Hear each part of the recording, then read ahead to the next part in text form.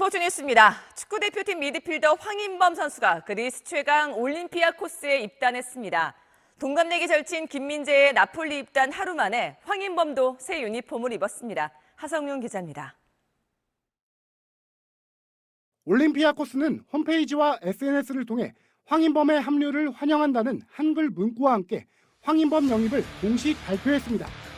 계약 세부 조건은 공개하지 않았지만 그리스 언론은 3년간 연봉 100만 유로, 우리 돈 13억 원 이상이라고 보도했습니다.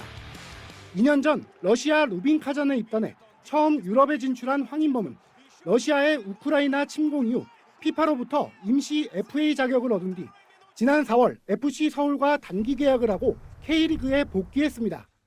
이후 여름 이적 시장을 통해 유럽 재진출을 노렸고 올림피아코스의 러브콜을 받아 다시 유럽 무대를 밟게 됐습니다. I think it's the best club in Greece, also one of the best clubs in Europe even.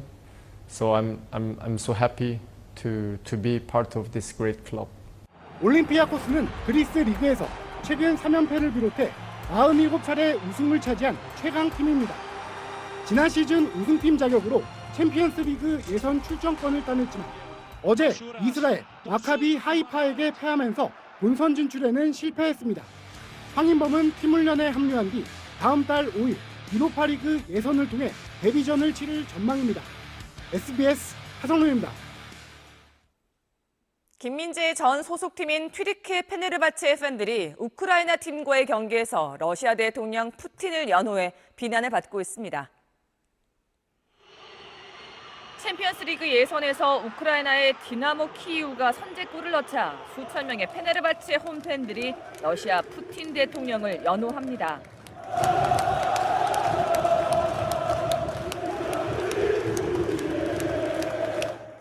러시아 침공으로 고통받는 우크라이나 선수들을 조롱하는 듯한 응원에 2대1로 승리를 거둔 키이우 감독은 항의의 뜻으로 기자회견을 거부했고 경기 직후 페네르바체를 향한 비난이 이어졌습니다.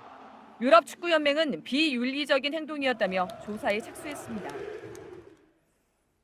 지난해 창단된 여자 배구 막내 구단 페퍼저축은행이 코로나 시대 처음으로 해외 전지훈련을 실시했습니다. 지난해 최하위 수모를 싣고 올 시즌 달라진 모습을 약속했습니다. 유병민 기자입니다. 페퍼저축은행 선수들의 기합 소리가 일본 가와사키 NEC 체육관을 가득 메웁니다. 페퍼저축은행은 코로나 시대 프로스포츠 구단 최초로 해외 전지훈련에 나섰습니다. 일본 리그 7회 우승팀 NEC 구단과 자매 결연을 맺고 지난 월요일부터 합동훈련을 시작했는데 일본의 빠른 배구를 직접 몸으로 부딪히며 매일매일 성장하는 모습에 김영실 감독은 만족감을 나타냈습니다.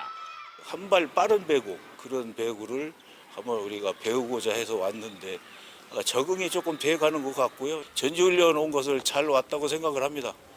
식당을 통째로 빌려 회식을 하며 방역에 신중을 기하고 있고 너무 맛있어요. 드릴까요? 함께 구슬땀을 흘리는 일본 선수들과 춤을 추며 추억도 쌓았습니다. 페퍼저축은행은 창단 첫 해인 지난 시즌 단 3승에 그치며 최하위에 머물렀는데 해외 전지훈련으로 분위기를 끌어올리고 FA 세터 이고은을 영입한 이번 시즌엔 높은 도약을 자신했습니다. 화이팅 넘치고 즐거운 경기, 재밌는 경기 보여드릴 수 있도록 노력할 테니까 많이 응원해주세요. 감사합니다. SBS 유병민입니다. 메이저리그 볼티모어의 거포 트레이 만시니 선수가 보기 드문 장내 홈런을 기록했습니다. 이적을 앞둔 마지막 홈경기에서의 선물 같은 홈런이었습니다. 템파베이전 8회 만시니가 우측으로 평범한 뜬 공을 칩니다. 그런데 템파베이 우익수가 햇빛 때문에 공을 잃어버렸고 얼굴에 맞고 튄 공이 한참을 굴러갑니다. 3년째 도루가 없는 느림보 만시니 선수, 이 틈을 타 전력 질주로 결국 홈에서 세이프! 생애 첫 장내 홈런을 기록합니다. 2년 전 대장암을 극복한 인간 승리의 주인공 만시니는 사흘 뒤 트레이드 마감 시한 이전에 볼티모어를 떠날 것이 유력한데요. 마지막 홈 경기까지 최선을 다하는 모습으로 홈팬들의 기립박수를 받았습니다. 메이저리그 마이애미의 투수 카스타노가 시속 167km 강습 타구에 머리를 맞는 아찔한 상황을 맞았습니다. 천만다행으로 큰 부상은 아니라고 하네요.